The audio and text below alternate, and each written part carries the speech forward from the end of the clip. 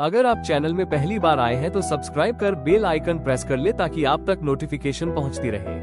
Hello friends, आज हम models verbs के बारे में पढ़ेंगे। मॉडल्स वर्ब्स क्या है और कहाँ प्रयोग होता है। सबसे पहले definition. A modal verb is an axillary verb. मतलब हो जाएगा मॉडल एक सहायक क्रिया है दैट जो एक्सप्रेसेज मोडालिटी, जो तौर तरीकों को व्यक्त करती है, सच एज जैसे एबिलिटी। मतलब हो जाएगा योग्यता, परमिशन अनुमति, ऑब्लिगेशन दायित्व और या पॉसिबिलिटी या फिर संभावनाएं, एंड और accompanies the base form of a main verb. मतलब और मुख्य क्रिया के आधार के रूप के साथ होती है। आगे दिया गया है uses of the modal auxiliaries. मतलब मॉडल सहायक क्रिया का प्रयोग कहाँ होगा, किसके साथ। यहाँ पे सीरियल नंबर है, यहाँ पे मॉडल वर्ब है, इसके नीचे दिया गया है यहाँ पे टू एक्सप्रेस स्टेट्स ऑफ। मतलब हो जाएगा यह किस अवस्था में प्रयोग में होता है। एग्जाम्पल्स उदाहरण दिए गए हैं।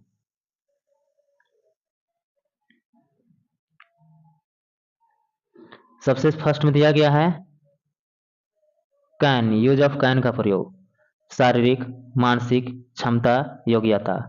मतलब हो जाएगा फिजिकल मेंटल कैपेसिटी या एबिलिटी। इसमें उदाहरण दिया गया है I can do this work.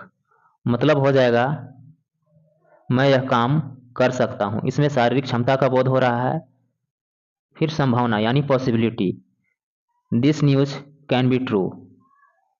मतलब हो जाएगा यह न्यूज सच हो सकती है। अगला दिया गया अनुमति, इंग्लिश में दिया गया permission. You can go now. अब आप जा सकते हैं। सेकंड में दिया गया है कुड, कैन के पास्ट टेंस फॉर्म में। मतलब ही कुड टीच इंग्लिश, वह अंग्रेजी पढ़ा सकता था। भूतकाल के निहित क्षमता बताने में कुड का प्रयोग होता है। He could get A job, उसे नौकरी मिल सकती थी। मतलब बीत गया है, नौकरी पहले मिल सकती थी लेकिन अभी नहीं मिला है।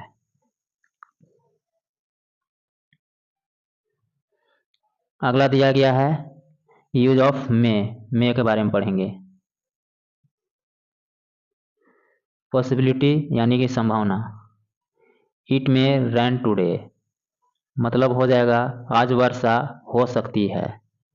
परमिशन यानी कि अनुमति। नोट, अनुमति में कैन से ज़्यादा औपचारिक में होता है। अभी हम लोग यूज ऑफ कैन में पढ़े थे कि अनुमति में भी कैन का प्रयोग हुआ है, लेकिन कैन से ज़्यादा औपचारिक में होता है अगर परमिशन लेना है तो।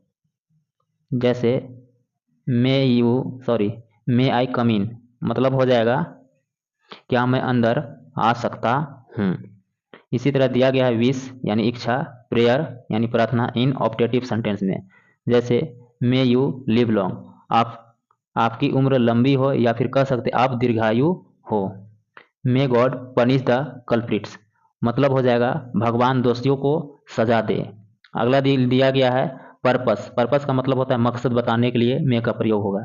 जैसे Tinku is working hard so that he may succeed. मतलब टिंकू कठिन काम कर रहा है ताकि वह सफल हो सके।